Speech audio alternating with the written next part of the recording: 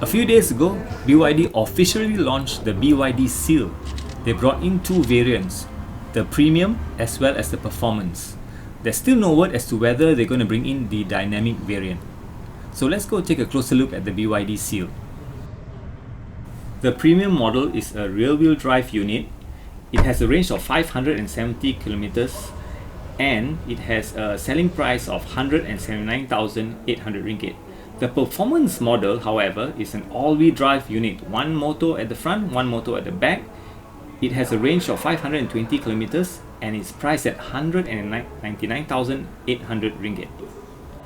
The Seal is powered by an 82.5 kilowatt hour blade battery. Now this is an advanced battery and it sits on the E-Platform 3.0 with CTB or cell to body, which means the battery is integrated into the body, which results into a very solid chassis. Now the battery can do 3000 charge cycles and it can power the premium model 0 to 100 in 5.9 seconds and the performance model in 3.8 seconds. We find that the BYD Seal is a good looking car. The design isn't entirely original, but it looks like they took the best bits of other cars and put them all together here very nicely. So the design looks very cohesive, right? The flows, the lines, everything looks perfect. We prefer the door handles of the BYD Seal instead of that on the Tesla Model 3, because on the Tesla Model 3 you will have to use your thumb to press the door handle in and then pull it out to open the door. Whereas it's much easier to open the door with these handles here. So let's take a look at the tires. The tires for the BYD Seal are Continental Eco Contact 6Q 235/45 on 19-inch rims. These tires are specially made for hybrid and EV vehicles and have very low noise. They cost about 1,000 ringgit each. Now, to tell the difference between the performance model from the premium model, well, the performance model has a 3.8S badge below the BYD Seal wordings. 3.8S is the time taken to reach from 0 to 100 kilometers an hour. To open the boot, press the button right below the boot lid. And to close the boot, press the button right there.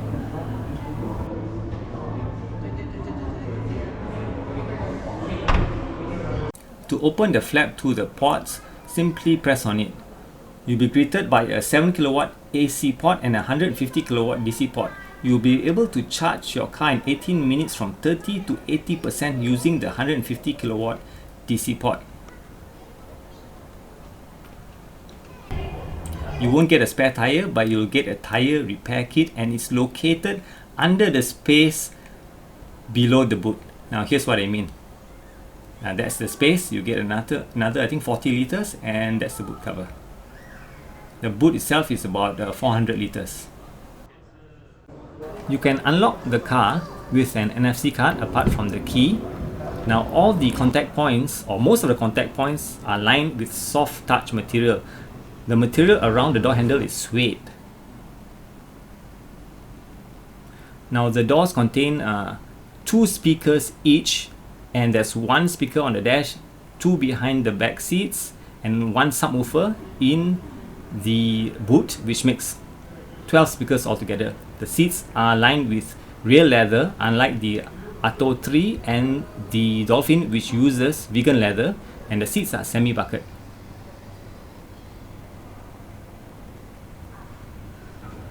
Here's where you open the bonnet, and at the door there's another lever which you can use to open the boot.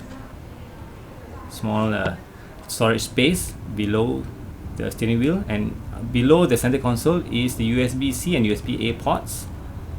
The center console is solid, by the way. Steering wheel is 15 inches, and here's the 15.6 inch ultra sharp screen. You got a view of the 360 camera right here, very sharp. Here the aircon vents, which by the way has a swing function which allows you to oscillate the air. You know, it's just like the table fan or a wall fan which goes left to right.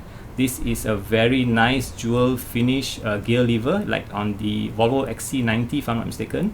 You've got a couple of cup holders here, some center storage. Now the rear wheel isn't too good, but it's okay because you have rear camera. Now the sunroof or the glass roof is huge, and I think they're using UV cut glass, which cuts the UV rays so it's not so warm. But if you're still concerned because we live in a super hot climate, you can tint it.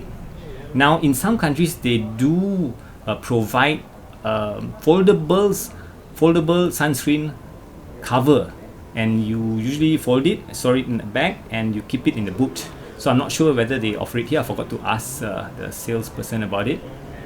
Here's the top view of the sunroof, and again here's the super sharp screen, right? So you get two screens, one for the driver, which by the way you don't get on the Tesla Model 3, and if I haven't mentioned it earlier, you also get a heads-up display, which is also not available on the Tesla Model 3. As you can see, the screen can be rotated by just pressing a button on the screen or on the steering wheel, right? So it's good in portrait mode for maps, so you can see upcoming turns easier.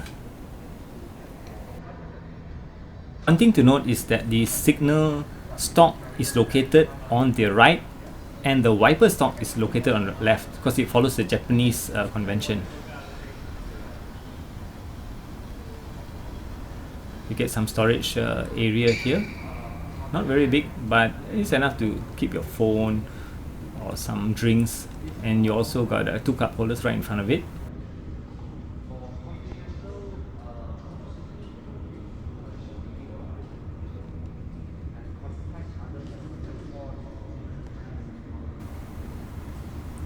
There's enough leg room. Lina is 5'4". Here's another speaker right above the front dash.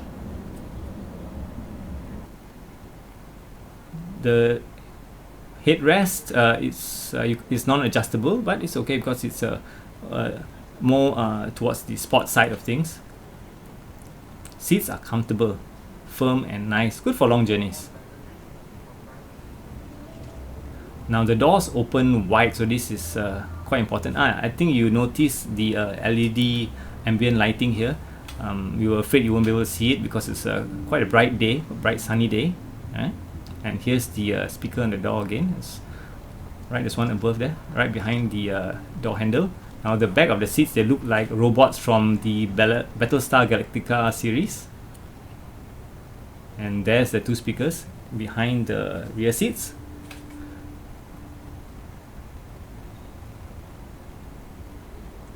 The two aircon vents, some storage space below, some badging.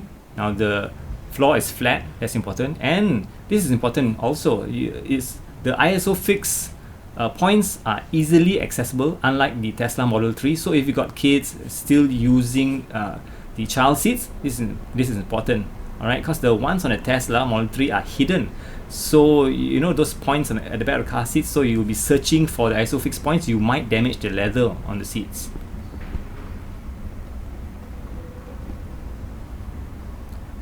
One thing people ask is which car would we choose? Well, actually, we would choose this car, honestly.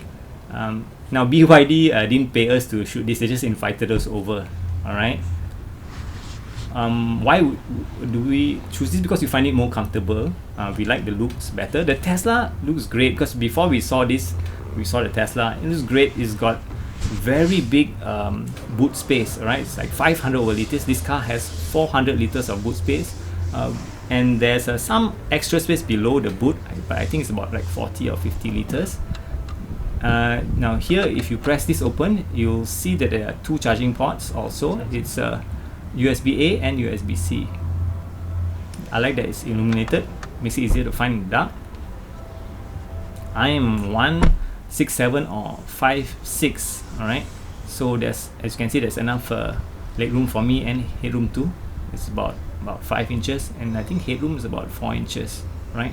But I think if you're 6 feet, you might feel a bit cramped.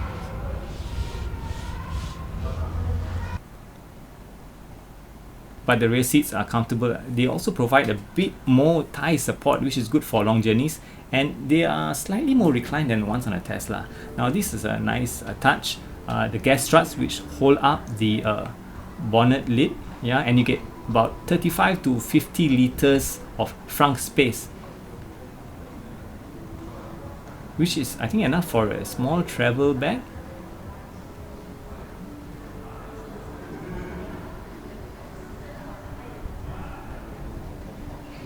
Yeah, all in all, very good looking car. Love the design.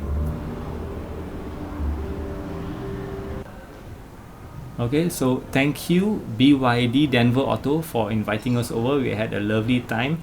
It's too bad we couldn't go for a test drive and tour the facility. We were invited to do so, but maybe another day. Staff were pretty friendly. Thank you, Mr. Fong. Very friendly guy. And they have chargers outside the facility as well. Thanks for watching, and if you find or like our content, please think about subscribing or liking our channel. We really appreciate it. It really helps the channel and it doesn't cost you anything. Bye.